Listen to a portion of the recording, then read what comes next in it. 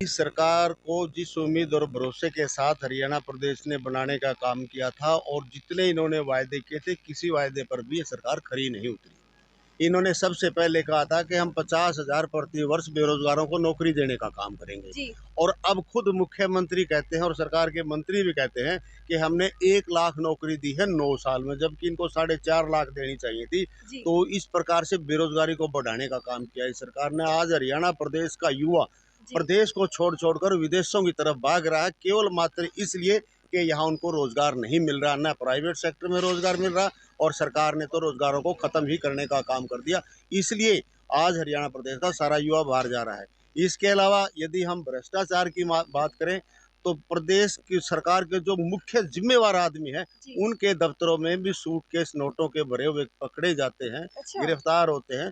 तो अनिल नागर आप सबके सामने है जी। और दूसरे डेवलपमेंट के कार्यों की भ्रष्टाचार की यदि मैं बात करूं आपके सामने, फरीदाबाद में 200 करोड़ रुपए को केवल मात्र बिलों के माध्यम से निकालने का काम किया। रोहतक में 350 करोड़ रुपए का घोटाला जो खुद इनके सांसद अरविंद शर्मा जी कहने का काम करते हैं।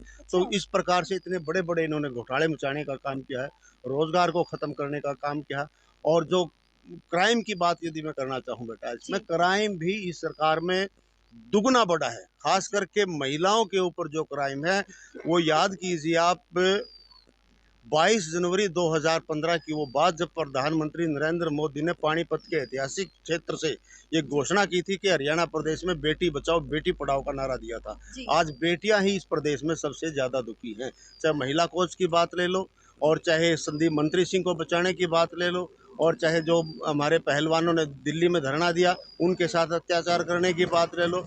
यानी कि बेटियों को इन्होंने दुख देने का और उनके साथ अत्याचार करने का काम किया और महिलाओं के ऊपर अत्याचार पहले से काफ़ी संख्या में बढ़ चुके हैं। जो जूनियर महिला कोच चंडीगढ़ वाली सारे बेचारी वो चिल्ला चिल्ला करके मर गई, उसको मारने तक की कोशिश प्रयास किया गया, उसको एक्सीडेंट तक करने का प्रयास किया गया। और जिस प्रकार से हमारे उस खेल मंत्री संदीप सिंह को इस सरकार ने बचाने का काम किया वो एक उदाहरण पेश हो गया है। क्योंकि जो भी इस प्रवृत्ति के लोग हैं जो महिलाओं को बहन बेटियों को तंग करने का काम करते हैं उनका हौसला बढ़ाने का काम किया और एक उदाहरण पेश कर दिया कि आप कुछ भी करो सरकार आपका कुछ नहीं बिगाड़ेगी। इससे बड़े और क्या मैं उदाहरण दूंगा।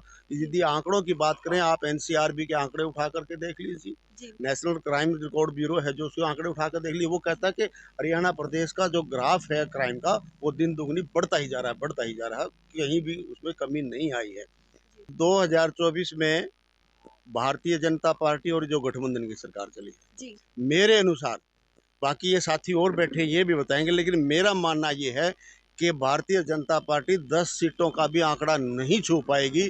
जिस प्रकार से 47 से 40 पर आए थे और अब ये 10 से नीचे रह जाएंगे और जेजेपी का कोई खाना ही नहीं है। और यदि हम बात करें कांग्रेस की या दूसरी अन्य पार्टियों की तो मेरा तो ये मानना है कि जिस प्रकार से अभय सिंह चौटाला दिन रात मेहनत करके लगातार 7 महीनों से प्रदेश के कोने कोने में जाकर के ग्रामीणों से मिल रहे हैं, उनके दुख दर्द को समझ रहे हैं और उनको दूर करने का आश्वासन दिया जा रहा है। और जैसे अभय सिंह चौटाला जाना जाता है कि वो सत्य अभय सिंह है, जो कह देता है वो करके दिखाता था। तो हमारी उम्मीद और भरोसा यह है कि हरियाणा की जनता इनेलो की सरकार बनाएगी 2024 में और अभय सिंह चौटाला हरियाणा का मुख्यमंत्री बनेगा।